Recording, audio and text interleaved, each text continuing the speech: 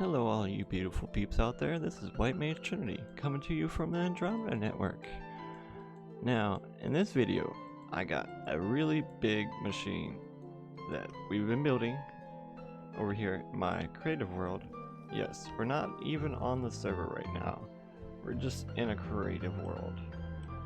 So, I've put together what I would think is maybe one of the best furnace array designs, coupled with a kelp farm over here, and it's all automatic. It's just using observers to observe the kelp, and then we got this collection system in the middle where it just pushes all the kelp all the way up and into these hoppers, which then transfer down to a dropper system. And this dropper system, your normal dropper system, but you can actually add it and make a double dropper system if you just add an observer right here to just observe that one block. Of course, you would just still need your standard blocks to cut off the redstone, and I know there's some kind of quasi connectivity for that, but I'm not quite sure. But it sends all the kelp up here, and then we've got all these different inputs. Like, I can just put the fuel in here and it'll go down to the fuel. The output's right there, and you can even turn it off just with this daylight sensor down there. It's just detecting if a block is above it or not. And when all these are locked, none of the kelp can grow, and that's to help with server performance. But this furnace array is one I learned from Mumbo Jumbo, though I assume he probably took it from someone else. You'd have to find his video, I'll link it in the description. But the main problem with this design I noticed is once you get over 7 furnaces, you get one that ends up being like a dummy furnace that just doesn't receive any items. That one right there. That one's always going to be a dummy if you have 8 or more furnaces. So what I chose to do instead was just put 4 of them next to each other, and instead we're just gonna put it all through one minecart hopper and then just split it into 4 directions, so that way we have it 4 different sides. And that's the whole plan for this system. Just have furnaces on all 4 sides, and then you just line them with hoppers so make it all automated. You can even add in space for normal smokers or blast furnaces that aren't even hooked up to the system, but you could still have them hooked up to the output. But now let's hop over to the other world and show off just how building this in survival can be quite some work. Now here we are down where I wanted to build the kelp farm, but the thing is there's a lot of stone in the way, and I also have this mock design behind me that I started on and then decided to redesign. But let's get into super fast build mode.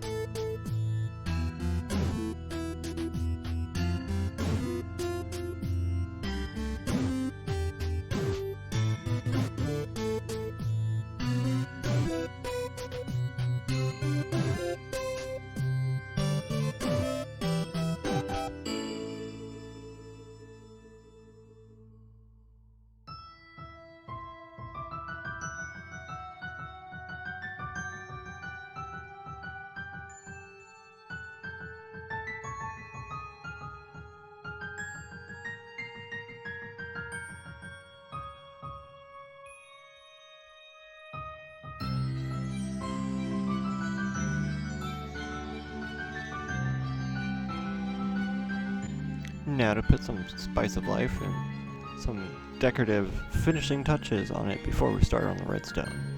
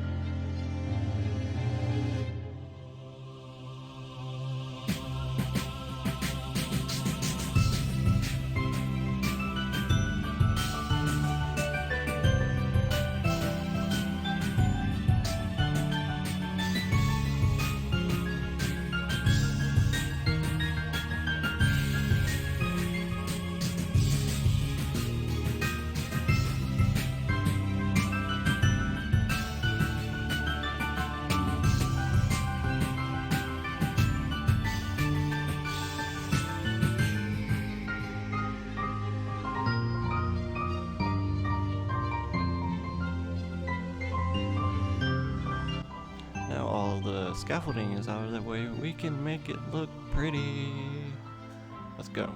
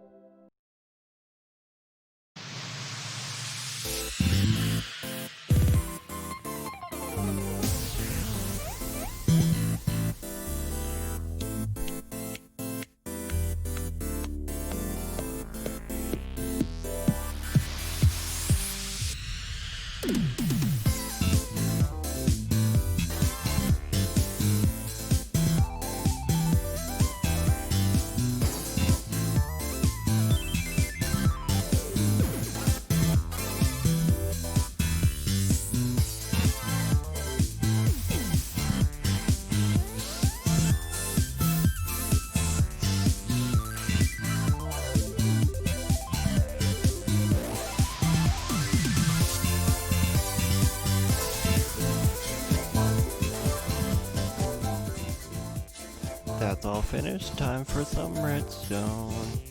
And of course, we're not going to do this slowly. No. We're going to do this fast. Though, the first one after the prototype, there was some kind of, I don't know, cursed water nonsense shenanigans going on. And it just wouldn't flow right when I put the water in. So I instead filled the whole thing up, and that ended up causing some issues. And thinking back to it, it was probably just a visual glitch, which makes me feel kind of silly, but oh well.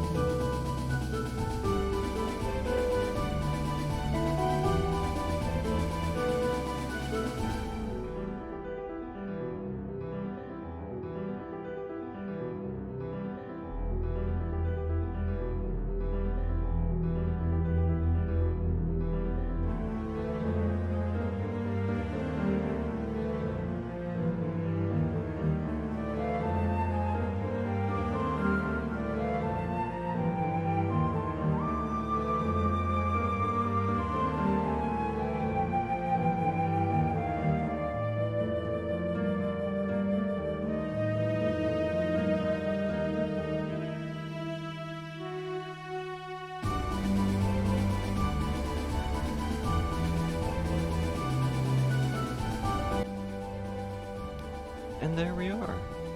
It's all ready for use. We have some more modules to put in for the kelp farm, but we can always do that another time. You know what I was thinking? This is the last time we may ever see the Nether in its current state.